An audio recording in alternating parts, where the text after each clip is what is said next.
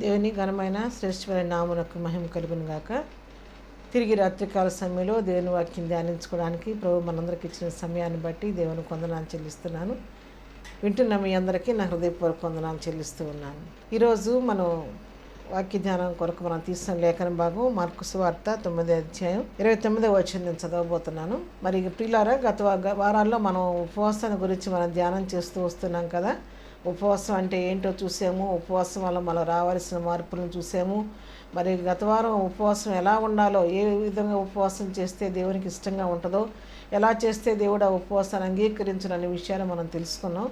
ఈరోజున అసలు ఉపవాసం ఎందుకు ఉండాలి, ఉపవాసం చేయటం వల్ల కలిగే లాభాలు ఏంటి, మనకు అనుకూరే మేలేంటి అనే విషయాల గురించి రాత్రి కొంచెం క్లుప్తంగా ధ్యానం చేద్దాము. మార్కు సువార్త మరి 9వ అధ్యాయం 23 నుంచి మనకు చదివితే ఆ సన్నివేశం అంతా మనకు అర్థమవుద్ది, కానీ అదంతా ఇప్పుడు నేను చదవటం లేదు, మీకు వివరిస్తాను. అయితే మరి ఇక్కడ 29వ వచనం ఒకటి మాత్రం చదువుతున్నాను. అందుకు ఆయన, ప్రార్థన వల్లనే కానీ మరి దేని వల్లనైనాను ఈ విధమైనది వదిలిపోవట అసాధ్యమని వారితో చెప్పాను. చిన్న ప్రార్థన. దయామడిన మా తండ్రి, నీ పాదములకు వెళ్ళిన వందనాలు, స్తోత్రాలు చెల్లించుకుంటున్నాం ప్రభా. ఈ రాత్రికాల సమయంలో మాతో మాట్లాడండి.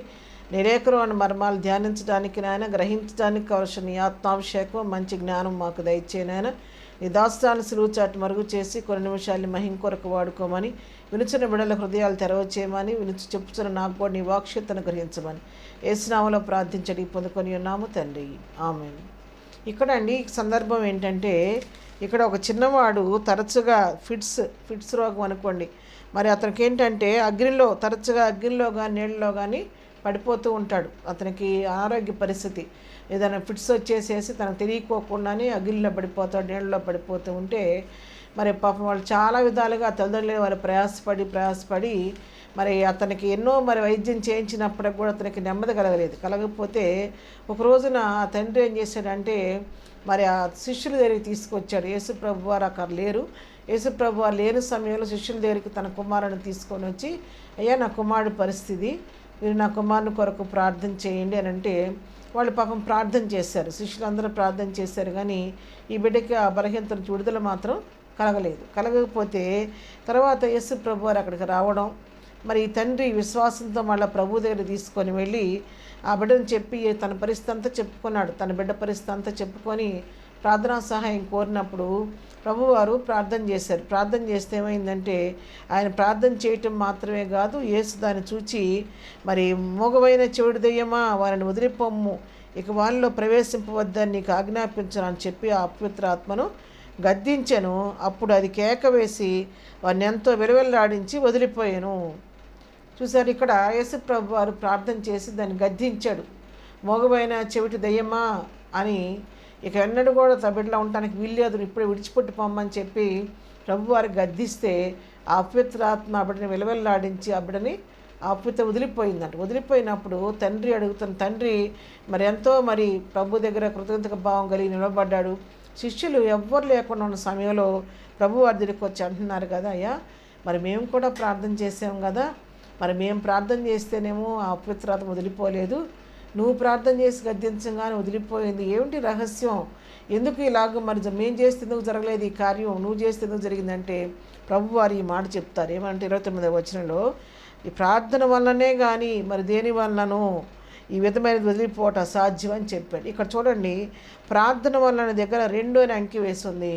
ఫుట్ నోట్లో దాని భావం చూసినట్టయితే మనం అక్కడ ఉపవాసం వలననే అని కూర్చబడి ఉన్నది. అక్కడ అంటే ఉపవాసం వల్లనే అలాంటిది జరుగుద్దని ప్రభువారు ఇక్కడ శిష్యులతో చెప్తున్న మాట ఇది. ఎవరితో చెప్పింది అంటే మనుషులతో కాదు, మనతో కాదు, ప్రభు శిష్యులుగా ఏకంగా తన శిష్యులకే చెప్పిన జవాబు ఇది. ఇలాంటి గడ్డు సమస్యలు తీరాలంటే, ఇలాంటి అపవిత్రాత్మ వదిలిపోవాలంటే దేనివల్ల సాధ్యం, ఉపవాస ప్రార్థన వల్ల మాత్రమే సాధ్యమని ప్రభువారు స్పష్టంగా చెప్పారు. మొట్టమొదట ఉపవాస ప్రార్థన ఎందుకు చేయాలంటే, మనకున్నటువంటి గడ్డు సమస్యలు, ఎంతకాలం ఉన్నా పరిష్కారం కాని సమస్యలు, నెమ్మది లేని పరిస్థితులు, మరి అపవిత్రుల చేత అపవిత్రాత్మ మరి బాధించబడే పరిస్థితులు ఏమైనా ఉంటే అవి సామాన్యమైన ప్రార్థనకి జవాబు రాదు. కానీ ఉపవసించి మనం ప్రార్థించగలిగితే ఆ ఉపవాసం ద్వారా దేవుని శక్తి దిగి వచ్చి ఆ దురాత్మల ప్రభావం తొలగిపోద్ది.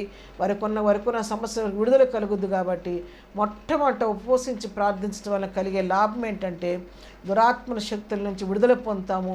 మనల్ని, మన కుటుంబాలని, మన బిడ్డల్ని పట్టి పీడిస్తున్న దురాత్మలు, అంధకార శక్తులు, అపవిత్రాత్మలు ఏసునామమున వదిలిపోతాయి. కాబట్టి వాటి నుంచి విడుదల పొందాలంటే, గడ్డు సమస్యల మీద జయం పొందాలంటే ప్రభు సన్నిధిలో ఉపవసించి ప్రార్థన చేయాలి. ఇంకా కొన్ని విషయాలు మన లేఖనం నుంచి మనం చూసినట్లయితే ఏ పరిస్థితుల్లో మనం ఉపవాస ప్రార్థన చేయాలి, చేస్తే మనకి మేలు కలుగుద్దనే విషయాలు మనం జ్ఞాపకం చేసుకుంటే 2వ వృత్తాంత గ్రంథం 20వ అధ్యాయాలకు మనకు రాగలిగితే అక్కడ పరిస్థితి ఏంటంటే రాజు అయినటువంటి యెహోషాపాతు రాజ్యం చేస్తున్న సమయంలో నలుదిక్కుల నుంచి శత్రువులు ఒక్కసారిగా నలుదిక్కుల నుంచి శత్రువులు దండెత్తి వచ్చారు. ఏదో ఒక ప్రక్క నుంచి వస్తే ఈయన తనకున్నటువంటి యుద్ధ నైపుణ్యాన్ని బట్టి వారితో యుద్ధం చేసి జయం పొందేవాడేమో. కానీ ఇక్కడేంటంటే శత్రు సమూహం అంతా చుట్టుప్రక్కల నుండి నలుదిక్కుల నుంచి చుట్టుప్రక్క మన దండెత్తి వచ్చేసరికి ఇతనికి ఏం చేయాలో తోచక యెహోషాపాతు దేవుని సన్నిధికి వెళ్ళి ప్రార్థన చేస్తున్నాడు. దేవుని సహాయం వేడుకుంటూ 20వ అధ్యాయం 3వ వచనం చూస్తే అందుకు యెహోషాపాతు భయపడి యెహోవా యందు విచారించుటకు మనసు నిలుపుకొని యోధా అంతటా ఉపవాస దినం ఆచరింపవాలని చాటింపగా యోధా వారు యెహోవా వలన సహాయం వేడుకొనుటకై కూడుకొనిరి. ఏం చేశాడంటే దేవుని సహాయం అడగటం కోసం దేవుని సన్నిధికి వెళ్ళి యోధా అంత ఉపవాసం ప్రకటించి తన ప్రజలందరూ కలిసి ప్రభు సన్నిధిలో ఉపవసించి ప్రార్థన చేశాడు. ఏమని ప్రార్థన చేశాడంటే 12వ వచనం చూస్తే మా దేవా నీవు వారికి తీర్పు తీర్చవా, మా మీదకి వచ్చి గొప్ప శరీరం యుద్ధం చేయుటకును మాకు శక్తి చాలదు, ఏమి చేయుటకును మాకు తోచదు అని ప్రభు సన్నిధిలో ప్రార్థన చేశాడు. ప్రార్థన చేసినప్పుడు అక్కడ జరిగిన సన్నివేశం ఏంటో తెలుసా?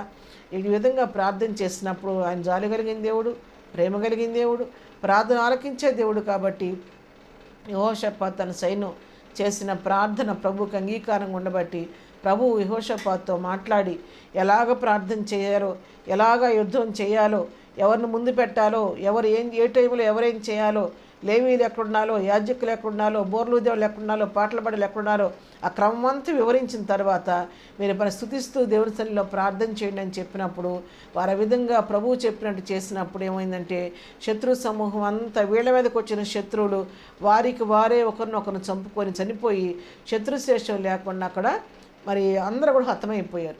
హతమైపోవటం కాకుండా వారు విడిచిపెట్టిపోయిన కొలసముని దగ్గర 3 దినాల పాటు వారు సమకూర్చుకున్నారంట. అంత విస్తారమైన కొలసమ్ము కూడా విడిచిపెట్టి శత్రువులన్నీ లయమైపోయినట్టు ఇక్కడ మనం చూస్తున్నాం. దీన్ని బట్టి మనం తెలుసుకున్న సత్యం ఏంటంటే ఎప్పుడు ఉపవసించాలంటే శత్రువు మన మీద దండెత్తి వచ్చినప్పుడు. ఎందుకు ఉపవసించాలంటే శత్రువుడు మన మీద దండెత్తి వచ్చినప్పుడు మనగా శత్రువుని ఎదుర్కోలేని పరిస్థితిలో మనం ఉన్నప్పుడు మనం ఏం చేయాలంటే ప్రభు సహాయం తీసుకోవాలి. ఉపవసించి ప్రభు సన్నిధిలో ప్రార్థించాలి. ఆ విధంగా ఉపవసించి ప్రార్థన చేస్తే శత్రువుల పైన మనకు జయం అనుగ్రహిస్తాడు దేవుడు అనే సత్యాన్ని ఇక్కడ మనం తెలుసుకుంటున్నాం. కాబట్టి ఈ విధంగా ప్రభు సన్నిధిలో ప్రార్థన చేయటం వలన జరిగే మనం అనుకూరేటువంటి మేలేంటంటే మనకి జయం కలుగుద్ది. కాబట్టి శత్రువు పైన విజయం కలుగుద్ది. కాబట్టి ఆ విధంగా మనం శోధన సమయంలో శత్రువు మనం దాడి చేసినప్పుడు ఉపసరించి ప్రార్థన చేసి జయాన్ని పొందుకోరని సత్యాన్ని ఇక్కడ మనకి యెహోషాపాతు నేర్పిస్తూ ఉన్నాడు. ఇక మూడవదిగా చూస్తే ఎప్పుడు ఉపవసించాలి అన్నప్పుడు ఎస్తేరు గ్రంథం 4వ అధ్యాయంలో మనం చూస్తే 16వ వచనం చూస్తే 16వ వచనం చదువుతాను. నీవు పోయి సూషన్నందు కనబడిన యూదులందరినీ సమాజ మందిరం నాకు సమకూర్చి నా నిమిత్తము ఉపవాసం ఉండి 3 దినములు అన్నపానములు చేయకుండి నేను నా పనికత్తెలను కూడా ఉపవాసం ముందు ప్రవేశించుట న్యాయ వ్యతిరేక్తంగా నేను రాజున వద్దకు ప్రవేశించదు, నేను నశించదను. ఇక్కడ పరిస్థితి ఏంటంటే ఇక్కడ ఒక శాసనం చేయబడింది. యూదులకు వ్యతిరేకంగా ఒక శాసనం చేయబడితే ఆ శాసనాన్ని బట్టి యోధా జాతి అంతా నాశనం అయిపోయే పరిస్థితి వచ్చినప్పుడు మొర్దెకై ఎస్తేరుకు ఒక వర్తమానం పంపుతున్నాడమ్మా, ఈ విధంగా మన జాతి అంతా నాశనం అయిపోయే పరిస్థితి వచ్చింది. కాబట్టి నువ్వు రాజసన్నిధిలో ఉన్నావు కదా, నువ్వు రాణివి కదా, నువ్వు వెళ్ళి రాజుగారి దగ్గరికి వెళ్ళి ఈ పరిస్థితి వివరించమ్మా, ఇదిగో నా జల్లికి ఇలాంటి అపాయం కలుగుతుంది కాబట్టి నువ్వు ఏదైనా మేలు చేయమని చెప్పి రాజుగారిని బ్రతిమాలమ్మా అని చెప్తే ఎస్తేరు అంటుంది కదయ్యా, నేను వెళ్ళటానికి వీల్లేదు, ఎందుకంటే ఎవరు రాజుగారి రమ్మనకుండా పిలవకుండా ఎవరన్నా వెళితే వాళ్ళు మరణానికి పాత్రులు కాబట్టి నేను 4 రోజులుగా ఇంకా పిలవబడలేదు అని చెప్పినప్పుడు ఆయన ఏమంటాడంటే, ఈ సమయమందు నువ్వు మౌనంగా ఉంటే యూదులకు సహాయం మరొక దిక్కును వచ్చొద్దు, కానీ నీవును నీ తండ్రి ఇంటి వారు మరణిస్తారని చెప్పినప్పుడు అప్పుడు ఎస్తేరు ప్రభు సన్నిధిలో తను ధైర్యపరుచుకొని రోషం తెచ్చుకొని ఉంటుంది. సరే, ఒక పని చేయండి. ఏం చేస్తారంటే, రాజుగారి మనసు మారాలి అంటే ఒకటే పని చేయాలి. ఏంటంటే, మీరు వెళ్ళండి, సూచన కోటంతా ఉపవాసం ప్రకటించండి. మీ చెలిక మీరందరూ కూడా ఉపవసించి నా కొరకు ప్రార్థన చేయండి. నేను నా చెలికెత్తలు కూడా ఉపవసించి ప్రార్థన చేస్తాం.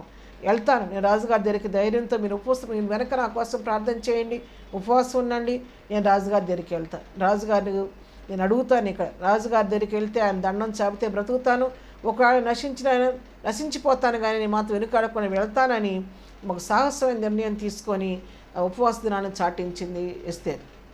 ఇక్కడ జరిగిన పరిస్థితి ఏంటంటే, ఎప్పుడైతే ఈ విధంగా సూచన కోట అంతా వారు అన్నపానాన్ని మానేసి ఉపవసించి ప్రార్థన చేస్తున్నారు, ఎస్తేర్ తన చెలికత్తెలు కూడా ప్రార్థన చేసుకొని మరి ఒక సాహస మనితిగా బయలుదేరి ఎస్తేరు రాజు దగ్గర దర్బారికి వెళ్ళినప్పుడు రాజు ఎస్తేరు ఇలా దయ పుట్టించి ఎస్తేరుని చూచిన వెంటనే ఆయన హృదయంలో ప్రేమ ఉప్పొంకొచ్చి రాజు తన దండాన్ని ఎస్తేరు వైపు చాపాడంట.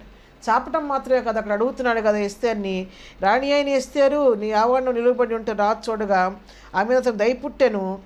తన చేతిలో ఉన్న బంగారపు దండమును ఎస్తేరు తోటి చాపగా ఎస్తేరు దగ్గరికి వచ్చి దండము యొక్క కొనముట్టెను. రాజు, రాణి అయిన ఎస్తేరు నీకేమి కావాలో నీ మనవి ఏమిటి, రాజ్యంలో సగం మట్టుకు నీకు అనుగ్రహించద్దని ఆమెతో చెప్పగా. చూడండి ఎంత ఆశ్చర్యగా కార్యాలు చేసే దేవుడు అండి మన దేవుడు. ఏమో భయపడుతూ చావా మరణమా లేకపోతే బ్రతకటమా చావటమా అన్నట్టుగా ఈమె వెళితే ప్రభుత్వం తన ప్రాణాన్ని తెగించి వెళితే రాజశాస్త్రాలు తారుమారు చేసే దేవుడు రాజుగారి హృదయాన్ని త్రిప్పివేసి దాని ఎస్తేరు ప్రేమను పుట్టించి ఆమె చూడంగానే దండం చాపటం మాత్రం అంటున్నాడు కదా. రాణి అయిన ఎస్తేరు, ఏంటి నీ కోరిక ఏంటి చెప్పు, రాజ్యంలో సగం భాగం కావాలా, నీకు ఇస్తాను చెప్పు అని చెప్పని రాజు ఎస్తేరుని అడగటం జరిగింది. ఇక్కడ మరి రాజు హృదయాన్ని ప్రభు మార్చివేశాడు. మరి ఈ విధంగానే మనం కూడా మనకు ఎదురవుతున్న పరిస్థితుల్లో మనకి ఎటువంటి శాస్త్రాలు మనకు విరోధంగా, ఏ చట్టాలు మనకు విరోధంగా రూపించబడినా, మరుముఖ్యం ఇప్పుడు క్రైస్తవానికి విరోధంగా అనేక చట్టాలు రూపించబడతా ఉన్నాయి. ఇలాంటి వచ్చినప్పుడు మనం భయపడిపోవటం కాదు, కానీ ఏక మనసుతో అన్నాడు మరి సూచన కోట అంతా ఉపవసించుకొని ఉపవాసం ప్రకటించి వారు ప్రార్థించినట్టుగా మనము కూడా ఎక్కడి వారం అక్కడ ఉపవసించి మన నాయకుల కొరకు, మరి అధికారుల కొరకు, ప్రధానుల కొరకు మనం ఉపవసించి ప్రార్థన చేయగలిగితే అలనాడు రాజు హృదయం మార్చిన దేవుడు మన అధికారుల హృదయాన్ని మార్చగలడు.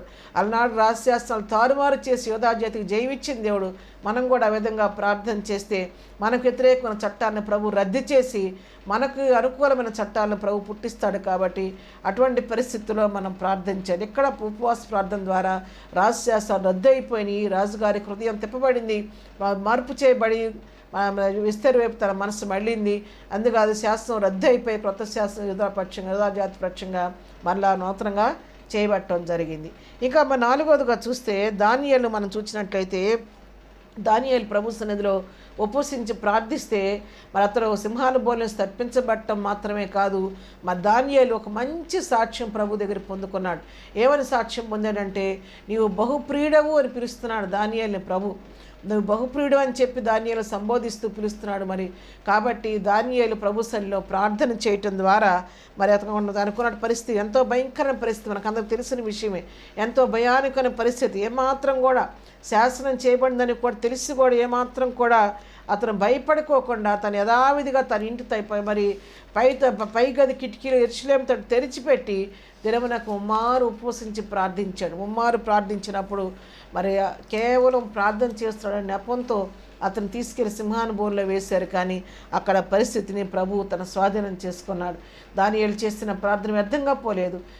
ఆ ప్రార్థన ప్రభు సన్నిధిలో చేరింది. కాబట్టి ఒక ప్రార్థన అపరుడు ఆ విధంగా శిక్షించబడుతూ ఉంటే చూసి మౌనం కూడా దేవుడు కాదు మన దేవుడు. ఎప్పుడైతే సింహానుభవంలో నిర్దాక్షిణ్యంగా తీసుకొని దానియేలుని పడవేసినప్పుడు ప్రభు దానియేలు పక్షంగా ఉండి సింహాల నోళ్ళు మూసివేశాడు. అక్కడ పరిస్థితి ఎలా ఉందంటే దానియేలు చుట్టూ కుక్క పిల్లల్లాగా తిరుగుతున్నాయి అంట సింహ పిల్లలు. మరి ఎందుకు కారణం ఏంటి అంటే దానియేలుకి సింహాలకి మధ్య ఎవరున్నారు? సృష్టికర్తగానే ప్రభు నిలవబడ్డాడు. ప్రభు వారిద్దరి మధ్య నిలవబడి ఉంటే దానియేలు చుట్టూ ఈ కుక్క పిల్లల్లాగా తిరుగుతూ తోకాడించుకొని తిరుగుతున్నాయి, కానీ ఏమీ కూడా చేయలేకపోతుంది. ఒకవేళ అనుకోవచ్చు కొందరు వితండవాదం చేసేవాళ్ళు, అవి ఒట్టి సింహాలను వేసారేమోలే, వాటిని కూరలు లేని సింహాలు పడేసారేమో, కూరలు లేని సింహాల మధ్య చేసారేమోలే అని అనుకోవచ్చు. కానీ ఎంత క్రూరమైన సింహాలంటే, మరి రాజు రాత్రి నిద్ర పట్టుకోకుండా వచ్చి సింహాల బోన్ దగ్గరికి వచ్చి, మరి దేవుని సేవకుడు మగు దానియేలు, నువ్వు నిత్యము సేవిస్తున్న దేవుడు నేను రక్షించనా అని పిలిచినప్పుడు రాజు చిరంజీవి అగునుగాక, నేను ఆ దేవుని దృష్టికి పీడినందున గరుడునైతిని, నా ప్రభువు నన్ను తప్పించాడని చెప్పి బయటకు వచ్చిన తర్వాత రాజుకి కోపం వచ్చి ఏం చేశాడంటే, మరి దానియేలు ఎవరైతే దానియేలుని తీసుకెళ్ళి సింహబోన్లో వేశారో వాళ్ళని తీసుకెళ్ళి ఇప్పుడు వాళ్ళయ్యండి సింహబోన్లో అన్నాడంట. మరి అక్కడ ఆ మాట చూస్తే ఎంత ఆశ్చర్యం అనిపిస్తుంది అంటే, వాళ్ళందరినీ తీసుకొని మరి ఆ సింహబోన్లో పడేస్తే అక్కడ ఒక వాక్యం చదువుతాం చూడండి. దానియేలు గ్రంథము 6వ అధ్యాయము 24వ వచనం. రాజు ఆగ్నేయిగా దానియేలు మీద నింద మోపిన మనుషులను వారు తోడుకొని వచ్చి సింహముల గుహలో పడద్రోసిరి, వారిని వారి కుమారులను వారి భార్యలను పడద్రోసిరి. వారు ఆ గుహ అడుగునకు రాకమునిపే సింహముల పాలైరి. సింహములు వారి ఎముకలను సహితము పగుల గొరికి పొడి చేసెను. చూసారా, ఇక మామూలు సింహాలు కాదు. ఏం చేసినాయి అంట, వాళ్ళకి గుహలో నుంచి అడుగు రాకముందే సింహాలు వాటిని చంపి పడేసి వాళ్ళ ఎముకలను కూడా పొడి పొడి చేసేసినాయి అంట. అంత కఠినమైన సింహాలు ఇంతమందిని నవిలి మింగటమే మాత్రమే కాదు, ఎముకలను కూడా పొడి చేసిన సింహాలు. ఆ విధంగా ఎగబడిన సింహాలు ఒక దానియేలు ఒక ప్రార్థనాపరుడు సింహబోన్లో వేయబడితే దాటి మరి తన నైజాన్ని మార్చుకొని మరి కుక్క పిల్లల్లాగా, చిన్న అలవాటైన కుక్క పిల్లల్లాగా దానియేలు చుట్టూ తిరగటం ఎంత ఆశ్చర్యకరమైన సంగతి. కాబట్టి ప్రార్థన చేస్తే, ఉపవాస ప్రార్థన ద్వారా జరిగే మరొక మేలు ఏంటంటే, నీవు బహుప్రియుడు అనే సాక్ష్యం, ఒక మంచి సాక్ష్యం ప్రభు దగ్గర పొందుకోగలుగుతాము. రెండవది, మనకున్నటువంటి క్లిష్ట పరిస్థితులు మార్పు చేయబడతాయి. ఇది నాన్న ప్రియమైనటువంటి సహోదరుడా, నువ్వు ఎటువంటి పరిస్థితిలో ఉన్నావో నాకు తెలియదు, కానీ ఏ క్లిష్ట పరిస్థితుల మధ్య నువ్వు చిక్కుకుపోయావో, సింహాలంటే నిజమైన సింహాలు కాకపోయినా మరి ఎలాంటి మనుషుల మధ్య నువ్వు జీవిస్తున్నావో, సింహం లాంటి మనుషుల మధ్య, తోడేళ్ళ లాంటి మనుషుల మధ్య మరి నీ క్షేమం ఏమాత్రం కూడా కాంక్షించకుండా నిత్యము నీ కీడు తలపెట్టేటువంటి నీకు వ్యతిరేకమైన మనుషుల మధ్య నువ్వు జీవిస్తున్నావేమో, ఏ సమయంలో నా పరిస్థితి ఎలాగైనా భయంతో బ్రతుకుతున్నావేమో, ఒకవేళ నువ్వు ఏ పరిస్థితిలో నువ్వు ఉండి రాత్రి వాక్యం వింటున్నావు నాకు తెలియదు, కానీ నువ్వే స్థితిలో ఉన్నా నువ్వు నిత్యము సేవిస్తున్నా నీ దేవుడు తప్పించడానికి సమర్థుడు. నువ్వు నాకున్న పరిస్థితి ప్రభువా, నువ్వు తప్ప నాకు వేరే దిక్కు లేదని ప్రభు సన్నిధిలో ఉండి నన్ను తప్పించమని ప్రార్థన చేయగలిగితే ఆయన నీకున్న క్లిష్ట పరిస్థితులను మార్చివేసి దేవుడు నీకు మేలు చేసి ఆయన తప్పించడానికి సమర్థుడు. కాబట్టి ఆ విధంగా ప్రార్థనతో నీ పరిస్థితి మీద జయం పొందాలని ప్రభు ప్రేమతో నేను నిన్ను హెచ్చరిస్తూ ఉన్నాను. మరి ఈ విధంగా మనం చూస్తూ పోతే మనం ముందుకి మరొక ప్రార్థన విషయాన్ని మనం ఉపవాస ప్రార్థన గురించి మనం చూసినట్లయితే యోనా గ్రంథంలో మనం చూస్తే అక్కడ నినివే పట్టణస్థులు ఉపవసించి ప్రార్థించారు. వాళ్ళకున్న పరిస్థితి ఏంటంటే, మరి యెహోవా వాక్కు యోనా తీసుకొచ్చాడు. యోనా ప్రవక్త ద్వారా మరి వర్తమానం రాబడింది. నినివే పట్టణానికి వర్తమానం తీసుకొచ్చి మరి ప్రవక్త యోనా చాటిస్తున్నాడు. ఏమని చాటిస్తున్నాడంటే, కాబట్టి యోనా లేచి యెహోవా సెలవిచ్చిన ఆజ్ఞ ప్రకారము నినివే పట్టణమునకు పోయెను. నినివే పట్టణము దేవుని దృష్టికి గొప్పదే, 3 దినముల ప్రయాణం అంత పరిమాణము గల పట్టణము. యోనా ఆ పట్టణంలో 1 దిన ప్రయాణం అంత దూరం సంచరించుచు ఇక 40 దినములకు నినివే పట్టణము నాశనమగునని ప్రకటన చేయగా, నినివే పట్టణపు వారు దేవుని యందు విశ్వాసం ఉంచి ఉపవాస దినము చాటించి గనులేమి అల్పులేమి అందరూ గోనిపట్ట కట్టుకొనిరి. చూసారు, ఇక్కడ మరి ప్రవక్త అయినటువంటి యోనా ద్వారా నినివే పట్టణానికి వర్తమానం పంపించారు. వర్తమానం వచ్చి యోనా ప్రకటిస్తున్నాడు. 1 దినం ప్రయాణం అంత దూరమే చేశాడు. ప్రయాణం చేసి చాటించాడు. ఏమని చాటించాడు అంటే, ఇదిగో 40 దినాలకి మీ పట్టణం నాశనం చేయబడుతుంది. కాబట్టి మరి మీరు ప్రభు ఇది యెహోవా వాక్కిది, 40 దినాల్లో మీ పట్టణం మీద కీడు రాబోతుంది, మీ పట్టణం నాశనం అవబోతుందని చెప్పని ఎప్పుడైతే యోనా ప్రకటించాడో, నినివే పట్టణస్థులందరూ ఏం చేశారంటే, రాజు మొదలుకొని చంటి బిడ్డ వరకు అందరూ కూడా, రాజు సైతం తన సింహాసనాన్ని దిగి మరి వారు గోనిపట్ట కట్టుకొని బూడిదలో కూర్చొని మరి వారి ప్రభు సన్నిధిలో సింహాసనం మీద దిగి తన రాజవస్త్రాలు తీసివేసి గోనిపట్ట కట్టుకొని బూడిదలో కూర్చొని వాళ్ళు దేవుని సన్నిధిలో ఉపవసించి ప్రార్థన చేశారు. ఏమని ప్రార్థన చేశారంటే, మరి ఒకవేళ దేవుడు మనసు త్రిప్పుకొని పశ్చాత్తాపతులే మనము లైవం కాకుండా తన కోపాగ్ని చల్లార్చుకొనను గనక మనుషులు ఏది పుచ్చుకొనకూడదు, పశువులు కానీ ఎద్దులు కానీ గొర్రెలు కానీ మేత మేయకూడదు, నీళ్లు త్రాగకూడదు. మనుషులందరూ తమ దుర్మార్గులను విడిచి తాము చేయి బలాత్కారమును మానివేయవలను. మనుషులేమి పశువులేమి సమస్తమును గోనిపట్టు కట్టుకొనవలను. జనులు మనఃపూర్వకంగా దేవుని వేడుకొనవలను అని దూతలు నినివే పట్టణంలో చాటించి ప్రకటన చేసిరి. రాజుగారు ఈ విధంగా ప్రకటన చేయించి ఆయన మరి ఒకవేళ తన మనసు త్రిప్పుకొని మన మీద జాలి చూపిస్తాడేమో, మన లయం కాకుండా కాపాడుతాడేమో. మీరు చేయవలసింది ఏంటంటే, నినివే పట్టణస్థులారా, మీరందరూ మీతో పాటు మీ పశువులు, మీ ఎద్దులు, మేకలు అన్నీ కూడా ఎవరు ఏమి తినడానికి వీల్లేదు. పశువులు తినడానికి వీల్లేదు, మనుషులు తినడానికి, ఎవరు ఏం త్రాగటానికి వీల్లేదు. అందరూ ఉపవసించాలి, అందరూ గోనిపట్ట కట్టుకోవాలి, ప్రభు సన్నిధిలో ప్రార్థన చేయాలి. ఎలా చేయాలంటే, మీ దుర్మార్గతలన్నీ విడిచిపెట్టండి, మీ చెడుతనం విడిచిపెట్టండి, మీ బలాత్కారాలన్నీ మానివేయండి. మనపూర్వకంగా దేవుని సన్నిధికి వెళ్ళండి, దేవుని సన్నిధిలో ప్రార్థన చేయండి.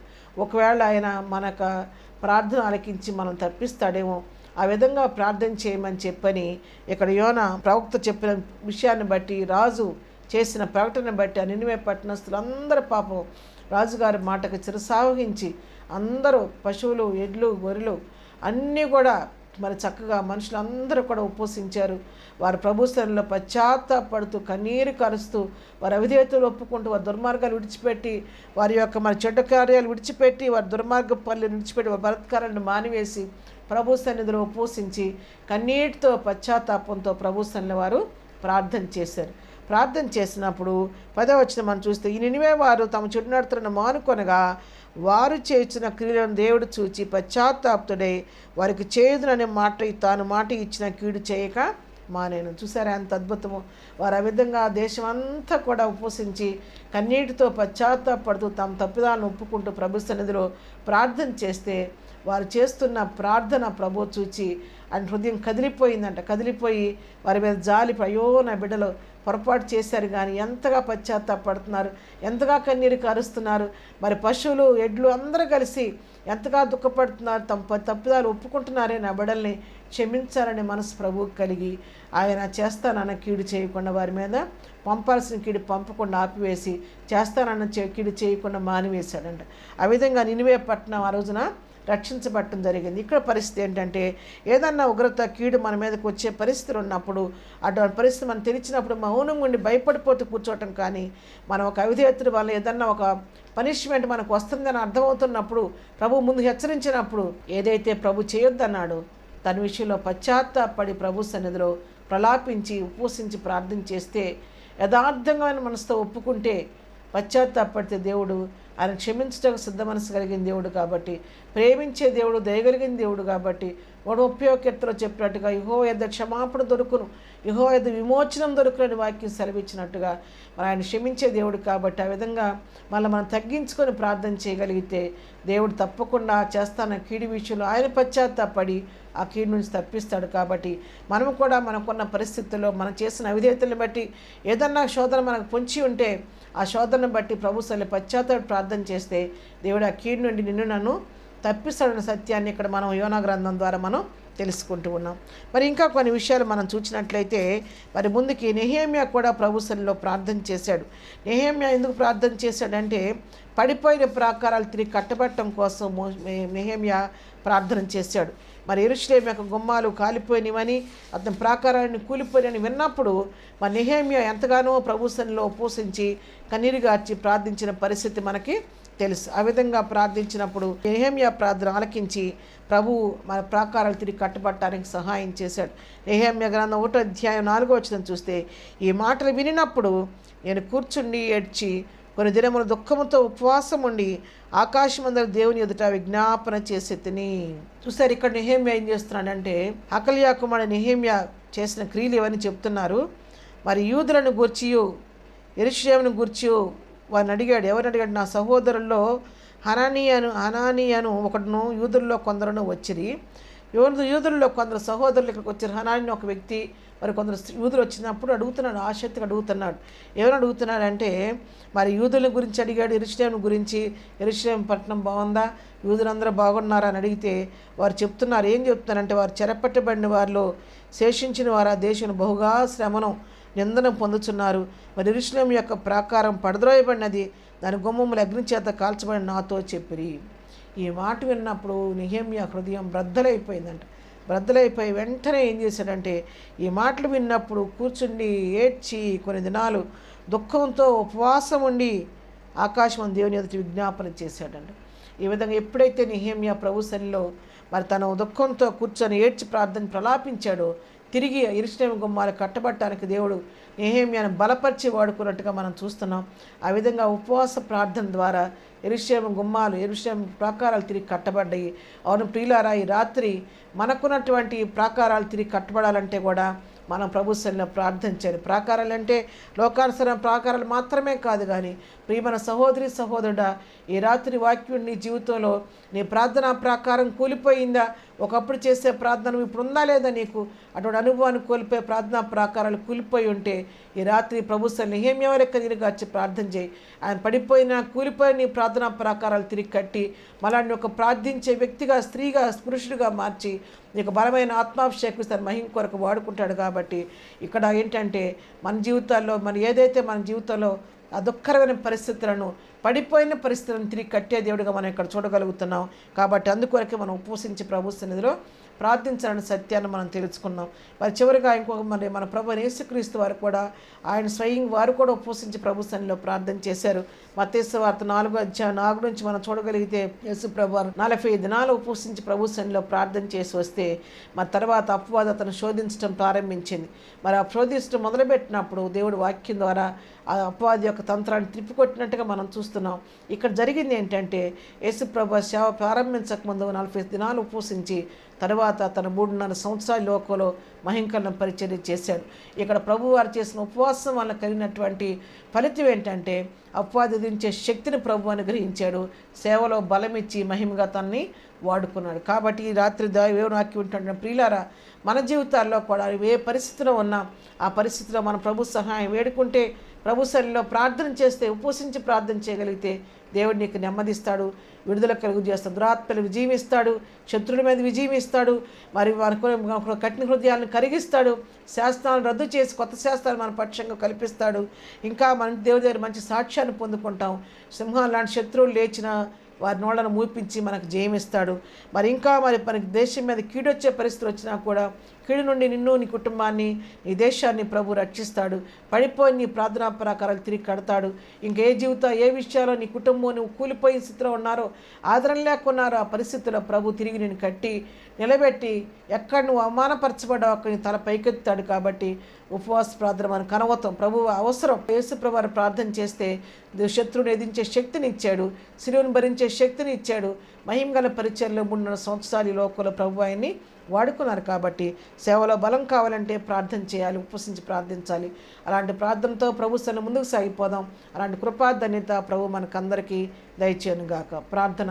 సకల ఆశీర్వాదముల కారణభూతులని మా ప్రియ ప్రభువా, అలాంటి ప్రార్థనాత్మ పైన కుమ్మరించండి. ఎలా ఉపవసించాలో, ఏ సమస్య కొట్లు ఎట్లా ఉపవసించిన సన్నిలో మరి పట్టుబట్టి ప్రార్థించండి. ప్రార్థనాత్మకు అనుగ్రహించి ప్రార్థన ద్వారా అనేక విషయాలపైన జయం పొందిన అక్కడికి ఒక ఆయత్తపడి సిద్ధపరచమని యేసు నామములో ప్రార్థించాడు కొంచెం తండ్రి, ఆమేన్. అందరికీ వందనాలండి. మరి చక్కగా వాక్యం వింటున్నారు, మీకు వందనాలు. మీరు వాక్యం విని బలపడండి, ఇతరులకు తెలియచేయండి. ఛానల్ని సబ్స్క్రైబ్ చేసుకోండి. ఎదుటి వారికి పరిచయం చేయండి.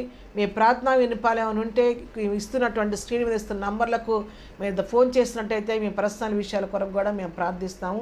మరి దయచేసి ఎవరైనా ఉంటే అటు విధంగా ప్రార్థించక సహాయం కావాల్సిన వాళ్ళు ఫోన్ చేసి మీ